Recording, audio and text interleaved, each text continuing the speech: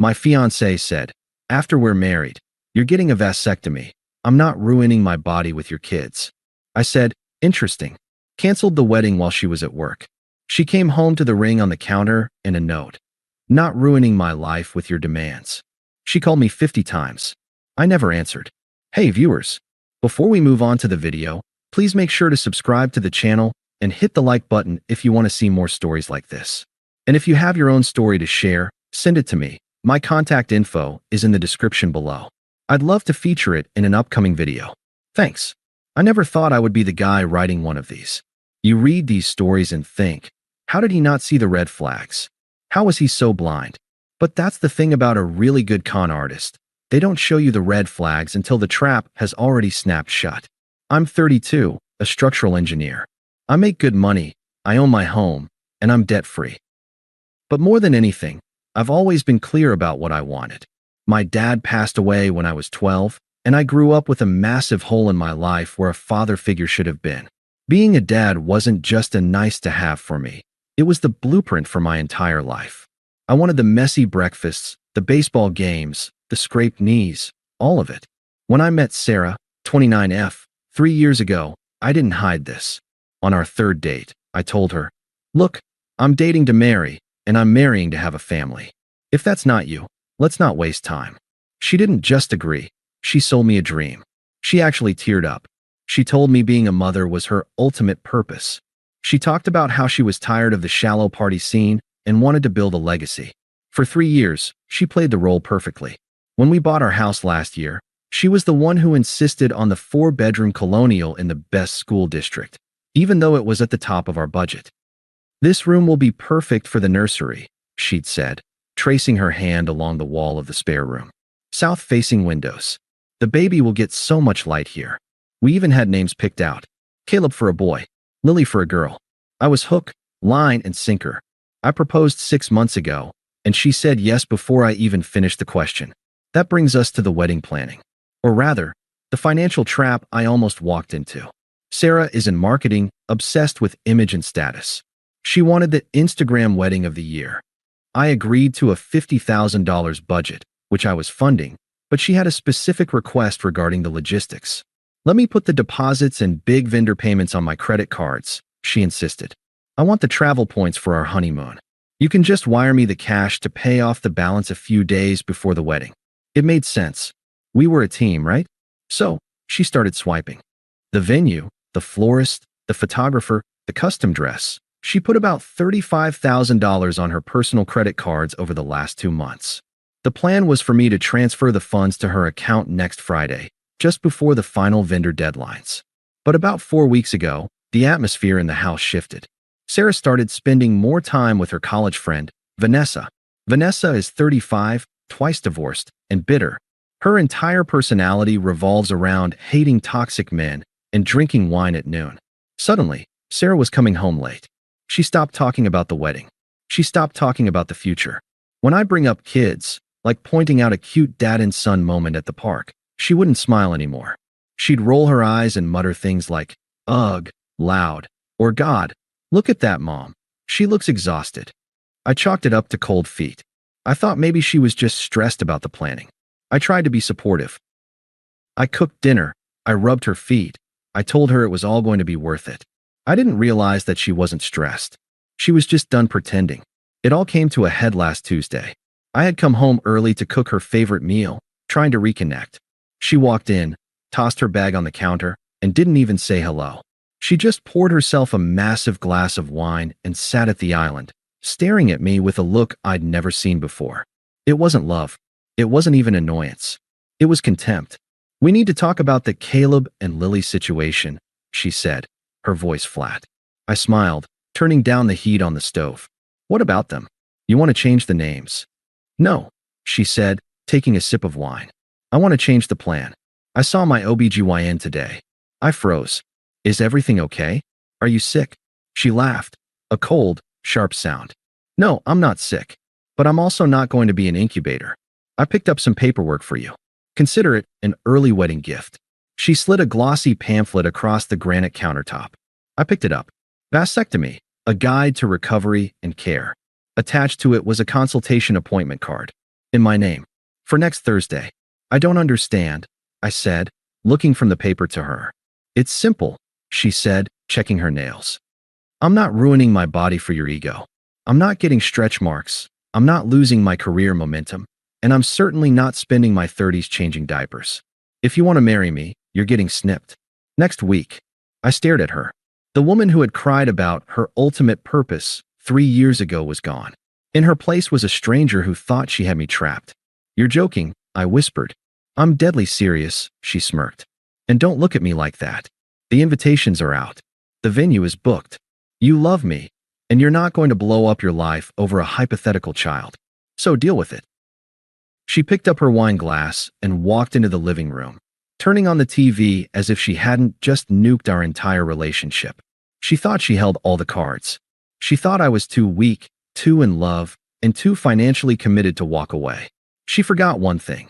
The checks to pay off her credit cards were still in my bank account. I looked at the ring on the counter where she'd left it while washing her hands. I looked at the pamphlet. And then, I looked at the calendar. Interesting, I said to the empty kitchen. I didn't sleep that night. I planned. I didn't argue with her that night. I didn't scream. I didn't beg. When I walked into the bedroom, she was already asleep, sprawled out in the center of the bed like she owned the place. I grabbed a pillow and a blanket and went to the guest room, the room she had promised would be a nursery.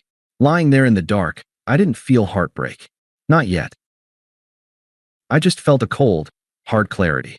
It was like looking at a building with a cracked foundation. You don't try to patch it with duct tape. You condemn it. The next morning, Wednesday, I was up at 5 a.m. I showered, dressed for work, and made coffee. When Sarah stumbled into the kitchen at 7:30, I was already sipping from my mug, scrolling through my phone. Did you call the clinic to confirm? She asked, not even looking at me. She went straight for the fridge. I'm handling it, I said. My voice was steady. Good, she replied, pouring almond milk into her smoothie. Vanessa and I are going for drinks after work to celebrate. I knew you'd come around. You're a smart guy. She walked over, pecked me on the cheek. It felt like being kissed by a lizard, and grabbed her keys. Don't wait up. As soon as the front door clicked shut, I moved. I didn't go to work. I called in and took a personal day. Then, I initiated Project Demolition. Step 1 was the extraction. I didn't want a long, drawn-out move. I called a moving company I've used for job sites. I need a truck and 2 guys immediately. Cash job. They were there in 45 minutes. I packed only what was mine. My clothes, my books, my electronics, my grandmother's antique clock. I left the furniture we bought together. I left the TV. I left the espresso machine she loved. I wanted no ambiguity. I wasn't stealing our stuff. I was removing myself from the equation. While the movers were loading the truck, I sat at the kitchen table with my laptop and opened the master spreadsheet for the wedding. This was the moment. The moment she thought would never happen. I drafted a single email. I put all the vendors in the to field. Then, I did something nuclear. I added our parents, the bridal party, and every single guest in the BCC field. Subject: important update regarding the wedding of my name and Sarah. Dear friends, family, and vendors, it is with heavy hearts that I must announce the wedding scheduled for next month is officially canceled. Sarah and I have discovered we have fundamentally incompatible visions for the future. Specifically, Sarah has informed me that she does not want children and requires me to undergo permanent sterilization as a condition of our marriage. Since having a family has always been my non-negotiable dream, we cannot move forward. To the vendors, please consider this formal notice of cancellation. I understand deposits are non-refundable. To our guests, I apologize for the inconvenience and the disruption to your travel plans. Thank you for your support. Sincerely, my name. I hovered over the send button. My hand trembled, just once. I thought about the 3 years. The lies. The Caleb and Lily conversations. The sheer disrespect of her tossing that pamphlet at me like I was an employee. I clicked send. Next, I logged into my bank app. I saw the scheduled transfer for $35,000 set to go out to Sarah's account on Friday. Cancel transfer. Are you sure? The app asked. Yes. The money remained in my savings account, safe and warm. By 2 p.m., the house was empty of my presence. The movers had already left for the storage unit. I did a final sweep. I took the engagement ring, a 1.5 carat solitaire I'd spent months saving for, off the dresser where she kept it. But then I stopped. If I took the ring, she'd say I stole it. She'd try to sue me for it. No, I needed a symbol.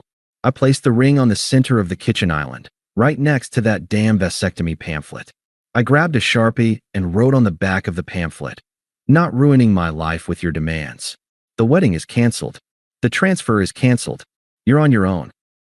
My name. I walked out the door, locked it, and slid my key through the mail slot. I got into my truck and drove to a hotel 3 towns over. I turned my phone on, Do Not Disturb, but I kept the screen visible. At 5:15 p.m., the first text came through. It wasn't from Sarah. It was from her mom. "Mom, Sarah, what is going on? Is this a joke? Sarah is hysterical." Then, at 5:30 p.m., Sarah must have gotten home. My phone lit up. "Sarah, missed call. Sarah, missed call. Sarah, missed call." Then the text started rolling in. "Sarah, where are you? Sarah, why is the house empty? Sarah, you emailed everyone. Are you insane? Sarah, pick up the phone right now." I watched the notifications stack up like a high score in a video game. 10 calls, 20 calls, 30 calls. Then, the realization hit her. The money. "Sarah, wait." I checked my account. The transfer didn't go through. "You promised." "Sarah, I have $35,000 on my cards. The interest rates are insane. You can't do this. Sarah, this is financial abuse. I'm calling the police." I took a sip of the bourbon I'd poured myself. Financial abuse? No. Financial abuse is tricking someone into funding a life you never intended to live with them. This was just a return to sender. I didn't block her yet. I wanted to see the shift. I wanted to see the moment she realized that this safe, boring guy she thought she could bully had just demolished her world without raising his voice. At 8 p.m., the tone changed. "Sarah, baby, please. I'm sorry. I was just scared. I was stressed. We can talk about this. I didn't mean it about the surgery.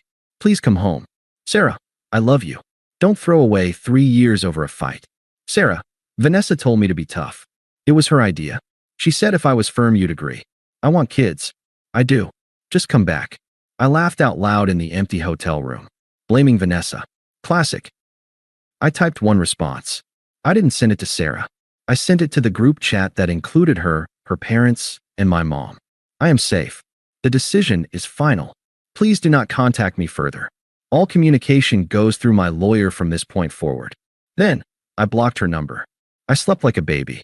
The kind of baby she never wanted to have. The weeks following my departure were a masterclass in the difference between noise and signal. Sarah was noise. I was signal. For the first 3 days, the flying monkeys attacked. Sarah's bridesmaids, her aunt, and even that toxic friend Vanessa tried to blow up my phone. They left voicemails calling me a coward, a narcissist, and a man-child who couldn't handle an independent woman. I didn't engage. I didn't argue. I simply forwarded every voicemail and text to my lawyer. Yes, I hired a lawyer immediately. Not for a divorce, since we weren't married yet, but to protect my assets. I knew Sarah would come for the money. And she did. 2 weeks after I left, I received a demand letter from a strip mall attorney she'd hired. They were threatening to sue me for a breach of promise and demanding I pay the $38,000 credit card debt she had accrued for the wedding, plus emotional distress. My lawyer, a shark named Harrison, actually laughed when he read it. She put the debt on her personal cards to get the points. Harrison explained to me, leaning back in his chair. Legally, those are her debts. Unless there is a written contract stating you agreed to assume that specific liability, she's out of luck. And since the wedding, the consideration for the contract didn't happen because she tried to alter the terms of the marriage with a surprise medical procedure. Yeah, she has no case. We sent a response letter that essentially said, "Go ahead and sue. We will countersue for the return of the engagement ring and legal fees, and we will depose Vanessa regarding the conspiracy to coerce a medical procedure." They went silent. The social fallout was just as brutal for her. Because I had sent that email, the one explicitly stating she demanded sterilization, she couldn't spin the narrative. She couldn't play the "he left me at the altar" victim card without someone asking, "Yeah, but didn't you try to force him to get a vasectomy?" The Instagram wedding she wanted became the town's biggest cautionary tale. I heard through mutual friends that the financial reality hit her like a freight train. The venue refused to refund the $15,000 deposit. The florist, the caterer, the dressmaker, they all kept their cuts. Sarah was left with nearly $40,000 in high-interest debt and an entry-level marketing salary that couldn't cover the minimum payments. She lost the apartment within 2 months. I heard she had to move back in with her parents in the suburbs, the same parents she used to brag about outgrowing. As for me, I didn't celebrate her downfall. I didn't post about it. I just erased her. I sold the house we had lived in. Too many memories of her fake nursery planning. I took the profit, combined it with the money I didn't spend on her debt, and bought a fixer-upper on the other side of the city. I spent a year working on that house. I tore down walls. I built a deck. I healed. I started dating again. But this time, I listened to actions, not words. I met Emily about 14 months after the breakup. She was a pediatric nurse. On our second date, she told me, "My life is chaotic, I work long hours, and I want 4 kids and a golden retriever. If that scares you, run now." I didn't run. I proposed a year later. It had been almost 3 years since I walked out of that kitchen. I was at a high-end furniture store on a Saturday afternoon. Emily and I were looking for a crib. Not a theoretical crib for a future room. A real crib. Emily was 7 months pregnant with our son. I was testing the railing of a solid oak model when I heard a voice that made the hair on the back of my neck stand up. Not out of fear, but out of sheer, uncomfortable recognition. "So, you actually did it." I turned around. Standing in the aisle, clutching a throw pillow like a shield, was Sarah. She looked tired. That's the only word for it. The glossy, high-maintenance sheen she used to have was gone. Her hair was pulled back in a messy bun. Her roots were showing, and she was wearing a generic tracksuit. She looked 10 years older than the woman I had left. "Hello, Sarah," I said. My voice was calm. My pulse didn't even jump. She looked at me, then her eyes drifted to Emily, who was a few feet away looking at changing tables. Emily turned, her baby bump impossible to miss in her floral sundress. She smiled at Sarah, not knowing who she was, and gave a polite wave. Sarah's face twisted. It was a mix of jealousy and devastation. "You replaced me," she spat, her voice trembling. "You really just wanted a broodmare, didn't you? Someone to just give you what you wanted." I stepped between her and Emily, blocking her view. "I wanted a partner, Sarah. Someone honest. I'm still paying for it, you know," she hissed, tears welling up in her eyes. "That debt ruined my credit. I can't even get a car loan. I'm living in my childhood bedroom because of you. You destroyed my life over a hypothetical kid." She was still doing it. Still framing herself as the victim. Still refusing to see that the grenade that blew up her life was the one she pulled the pin on. "I didn't destroy your life," I said, my voice low and steady. "I just refused to let you destroy mine." "We could have worked it out," she raised her voice, causing a few shoppers to look over. "I would have given you a kid if I knew you were actually going to leave. I loved you." "No," I corrected her. "You loved the lifestyle I provided. And you didn't want a kid, Sarah. You made that very clear. You shouldn't have to compromise on your body, and I shouldn't have to compromise on my family. We both got what we wanted." "I have nothing," she snapped. I looked at her one last time. I didn't feel anger. I didn't feel the need for revenge. I just felt relief. Relief that I wasn't the one paying off those credit cards. Relief that I wasn't the one waking up next to her bitterness every day. "You have your freedom," I said. "No kids to ruin your body. No husband to hold you back. You won, Sarah. Enjoy it." I turned my back on her. "Babe," Emily called out, holding up a soft blue blanket. "Do you like this one?" I walked over to my wife, put my hand on the small of her back, and kissed her forehead. "I love it," I said. "Let's get it." We walked to the register. I didn't look back to see if Sarah was still standing there. I didn't care. She was just a ghost from a life I almost settled for, fading away in the rearview mirror of the life I built. Thanks for watching. Make sure to subscribe to the channel and hit the like button. What do you think about this story? Share it in the comments.